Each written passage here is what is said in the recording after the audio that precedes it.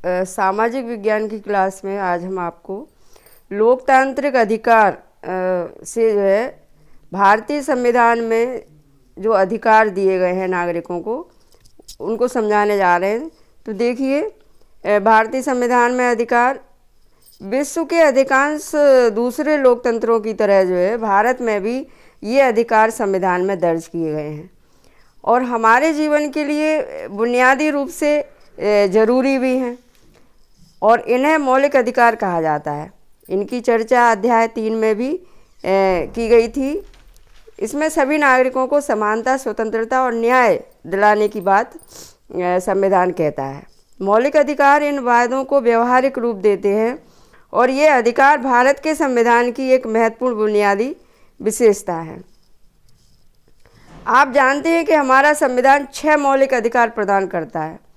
क्या आप इन्हें बता सकते हैं कि एक आम नागरिक के लिए इन अधिकारों का ठीक ठीक क्या मतलब होता है? तो इस प्रकार हम इनको समझ सकते हैं। सबसे पहला, समानता का अधिकार। तो देखिए, समानता, देश के सभी नागरिकों को समानता मिलना कितनी ज़रूरी है।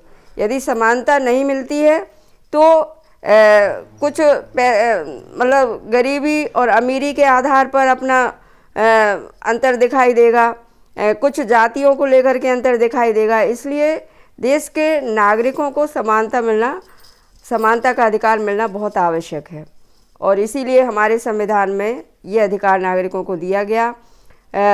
भारत में किसी व्यक्ति को कानून के सामने समानता या कानून से संरक्षण के मामले में समानता के अधिकार से वंचित नहीं किया जा सकता। मतलब यह हुआ कि किसी व्यक्ति का दर्जा या पद चाहे जो भी हो, लेकिन कानून सबके लिए समान है, समान रूप से लागू होगा और इसे कानून का राज भी कह सकते हैं। कानून का राज किसी भी लोकतंत्र की बुनियाद है। इसका अर्थ यह है कि कोई भी व्यक्ति कानून से ऊपर नहीं है, चाहे वो कितना भी पैसे वाला हो, कितने भी ऊंचे पद पर बैठा हो, लेकिन कानून, देश के कानून सबके लिए बराबर हैं, सबको मानने होंगे बराबर से। जो सरकारी अधिकारी हो या आम नागरिक हो, प्रधानमंत्री हो या गांव का खेतिहर मजदूर हो, मतलब कोई भी हो, सबको कानून बराबर से मानने होंगे। कोई भी व्यक्ति वैधानिक रूप से अपने पद या जन्म के आधार पर विशेष अधिकार या खास व्यवहार का दावा नहीं कर सकता। जैसे कुछ साल पहले देशों के एक पूर्व प्रधानमंत्री पर भी धोखाधड़ी का मुकदमा चला था। यानी यदि किसी ने गलत काम किया है, वो चाहे किसी भी पद पर हो, कानूनन वो अपराधी होगा यदि उसने कोई गलत काम किया है। तो इस तरह से जो है सभी नागरिकों को समानता का अधिकार दिया गया है। आम नागरिक की तरह ही अदालत में जाना पड़ेगा, कोई भी व्यक्ति हो, अपने पक्ष में सबूत देने पड़ेंगे और कागजात दाखिल करने पड़ेंगे। इस बुनियादी स्थिति को संविधान ने समानता के अधिकार के कुछ निहितार्थों को स्पष्ट करके और भी साफ किया है। सरकार किसी से भी उनके धर्म, जाति, समुदाय, लिंग और जन्म स्थल के आधार पर भेदभाव नहीं कर सकती।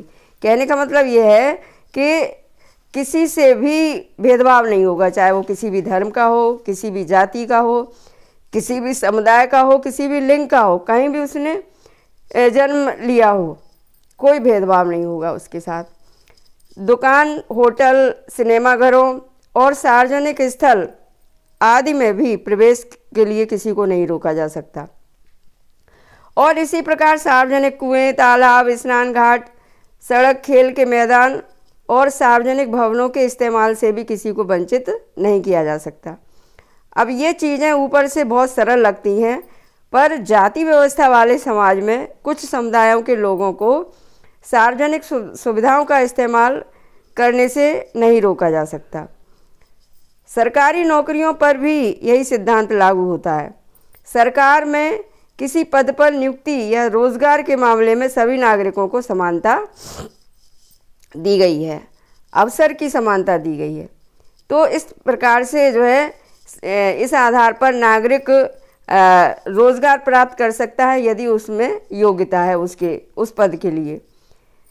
और पिछले अध्याय में आपने पढ़ा कि भारत सरकार ने नौकरियों में अनुसूचित जाति, अनुसूचित जनजाति और पिछड़ी जातियों के लिए आरक्षण की व्यवस्था की है। तो अनेक सरकारें विभिन्न योजनाओं के तहत कुछ नौकरियों में स्त्री, गरीब या शारीरिक रूप से विकलांग लोगों को प्राथमिकता देती है। आप सोच सकते हैं कि आरक्षण की इस तरह की व्यवस्था समानता के अधिकार के खिलाफ है, लेकिन असल में किसी से उसकी ज़रूरत का ख्याल रखते हुए समान व्यवहार करना, मतलब समानता लाने के लिए ये व्यवहार किया गया। समानता का व्यवहार, हर आदमी को उसकी क्षमता के अनुसार काम करने का समान अवसर उपलब्ध कराना। कई बार अवसर की समानता सुनिश्चित करने भर के लिए ही कुछ लोगों को विशेष अवसर देना जरूरी होता है। यानी कई बार ऐसा है कि अवसर की समानता सुनिश्चित करने के कि सबको अवसर मिल जाए, इसलिए इस तरह की विशेष व्यवस्था की जाती है।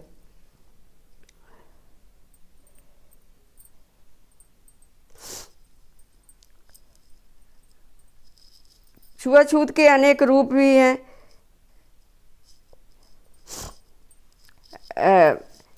इस तरह का आरक्षण समानता के अधिकार का उल्लंघन नहीं कहलाएगा। किसी तरह का भेदभाव न होने का सिद्धांत सामाजिक जीवन पर भी इस तरह लागू होता है। संविधान सामाजिक भेदभाव के एक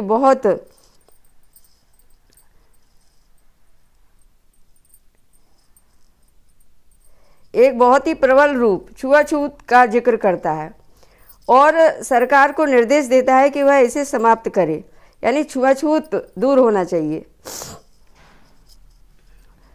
यहाँ छुआछूत का मतलब कुछ खास जातियों के लोगों के शरीर को छूने से बचना भर नहीं है। यह उन सारी सामाजिक मान्यताओं और आचरणों को भी गलत करार देता है जिसमें किसी खास जाति में जन्म लेने भर से लोगों को नीची नज़र से देखा जाता है। तो मतलब उनसे कोई छुआछूत का व्यवहार ना करे, इसलिए ऐसी व्यवस्था की गई है। इसलिए संविधान ने छुआछूत को दंडनीय अपराध भी घोषित किया है। अब देखिए, दूसरा अधिकार है स्वतंत्रता का अधिकार। स्वतंत्रता का मतलब बाधाओं का न होना। व्यावहारिक जीवन में इसका मतलब होता है हमारे मामलों में किसी किस्म का दखल ना होना, न सरकार का न व्यक्तियों का। हम समाज में रहना चाहते हैं, लेकिन हम स्वतंत्रता भी चाहते हैं। हम मनचाहे ढंग से काम करना चाहते हैं। कोई हमें आदेश ना दे कि इसे अपनी स्वतंत्रता का ऐसा उपयोग नहीं कर सकते जिससे दूसरे की लेकिन मतलब स्वतंत्रता तो हमें मिली है, लेकिन हम इस स्वतंत्रता का उपयोग इस तरह से नहीं कर सकते कि दूसरे की स्वतंत्रता का हनन हो। आपकी स्वतंत्रता सार्वजनिक परेशानी या अव्यवस्था पैदा नहीं कर सकती।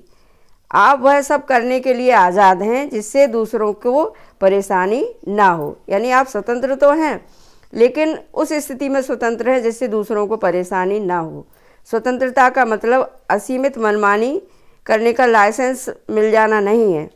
तो इस तरह से स्वतंत्रता किस बात की है? जैसे अभिव्यक्ति की आज़ादी, हम अपने विचारों को व्यक्त कर सकते हैं। और अभिव्यक्ति की आज़ादी में बोलने की आज़ादी, लिखने की, कला के विभिन्न रूपों में स्वयं को व्यक्त करने की, दूसरों से स्वतंत्र ढंग से विचार विमर्श करने की, संवाद करने की, हमारे विचारों और व्यक्तित्व का, इससे जो है हमारे विचार और व्यक्तित्व का विकास भी होता है। आपकी राय दूसरों से अलग हो सकती है। संभव है कि कई 100 लोग एक ही तरह से सोचते हों, तब भी आपको अलग राय रखने और व्यक्त करने की आज़ादी है। तो इस तरह से स्वतंत्रता का अधिकार सबको दिया गया है।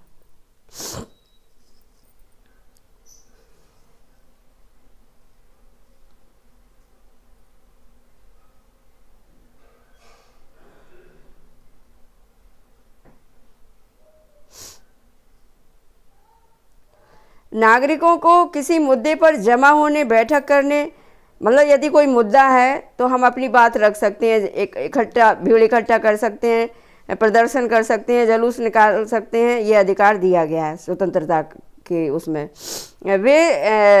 यह सब किसी समस्या पर चर्चा कर सकते हैं, विचारों का आदान प्रदान कर सकते हैं और किसी उद्देश्य के लिए जनमत तैयार कर सकते हैं। तो ये स्वतंत्रता का अधिकार मिला है। पर ऐसी बैठकें शांतिपूर्ण होनी चाहिए। ऐसा नहीं है कि उसमें मतलब अव्यवस्था हो। इससे सार्वजनिक अव्यवस्था या समाज में अशांति नहीं फैलनी चाहिए। इन बैठकों और गतिविधियों में भाग लेने वालों को अपने पास हथियार नहीं रखने चाहिए। नागरिकों को संगठन बनाने की भी स्वतंत्रता है। जैसे किसी कारखाने के मजदूर अपने हित की रक्षा के लिए मजदूर संगठन बना सकते हैं। इस तरह से मतलब किसी कोई भी संगठन बना सकते हैं, कर्मचारी संगठन बना सकते हैं। किसी भी नागरिक को देश के किसी भी हिस्से में जाने की स्वतंत्रता है। हम भारत के किसी भी हिस्से में रह सकते हैं, बस सकते हैं। जैसे असम का कोई भी व्यक्ति हैदराबाद में व्यवसाय करना चाहता है तो वह वहाँ पर मतलब रह सकता है और अपना रोजगार कर सकता है। संविधान कहता है और इसी अधिकार के चलते लाखों लोग गांव से निकलकर शहरों में, देश के गरीब इलाके के लोग शहरों में जाकर के कामकाज करते हैं और वहाँ पर रहते हैं। तो इस तरह से जो है ये स्वतंत्रता है। संविधान कहता है कि किसी भी व्यक्ति को उसके जीने के अधिकार और निजी स्वतंत्रता से वंचित नहीं किया जा सकता। कानून द्वारा स्थापित व्यवस्थाओं को छोड़कर, यानी कानून ने जो व्यवस्थाएं बनाई हैं उनको तो सभी नागरिकों को मानना ही होगा। जब तक अदालत किसी व्यक्ति को मौत की सज़ा नहीं सुनाती उसे मारा नहीं जा सकता। इसका यह भी मतलब है कि कानूनी अधिकार होने पर ही सरकार या किसी पुलिस अधिकारी या किसी नागरिक को गिरफ्तार कर सकती है। अगर वे ऐसा करते हैं तब भी उन्हें कुछ नियमों का पालन करना होगा। गिरफ्तार या हिरासत में लिए गए व्यक्ति को उसकी गिरफ्तारी या हिरासत में लेने के कारणों की जानकारी देनी होगी। और दूसरा, गिरफ्तार या हिरासत में लिए गए व्यक्ति को सबसे निकट के मजिस्ट्रेट के सामने गिरफ्तारी के 24 घंटे के अंदर प्रस्तुत करना होगा। ऐसे व्यक्ति को वकील से विचार विमर्श करने और अपने बचाव के लिए वकील रखने का भी अधिकार है। अब एक बार फिर से ग्वांतानामो बे और कोसोवो को याद करें कि वहाँ पर इस तरह की स्वतंत्रता नहीं दी गई थी कि वो अपने विचार रख सकें या अपने मतलब रक्षा के लिए वकील कर सकें। तो ये गलत था। अब देखिए शोषण के खिलाफ अधिकार। स्वतंत्रता और बराबरी का अधिकार मिल जाने के बाद स्वाभाविक है कि नागरिक को यह अधिकार भी मिले कि उसका कोई शोषण न करे। हमारे संविधान निर्माताओं ने इसे भी संविधान में लिखित रूप में दर्ज किया है।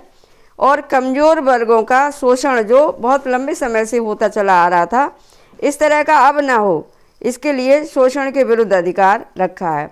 संविधान ने खास तौर पर 3 बुराइयों का जिक्र किया है और इन्हें गैर कानूनी घोषित भी किया है।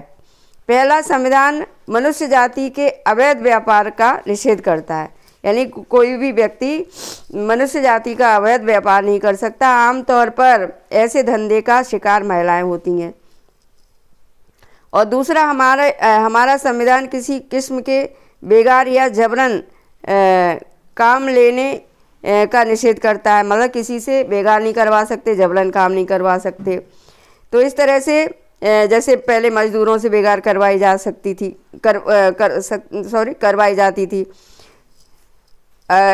जब यही काम मजदूर को जीवन भर करना पड़ जाता था तो उसे बंधुआ मजदूर भी कहा जाता था। यानी इस तरह से व्यक्ति जब जीवन भर काम कर रहा है, बेगार कर रहा है, तो वो बंधुआ मजदूर जैसे हो जाता था जो है।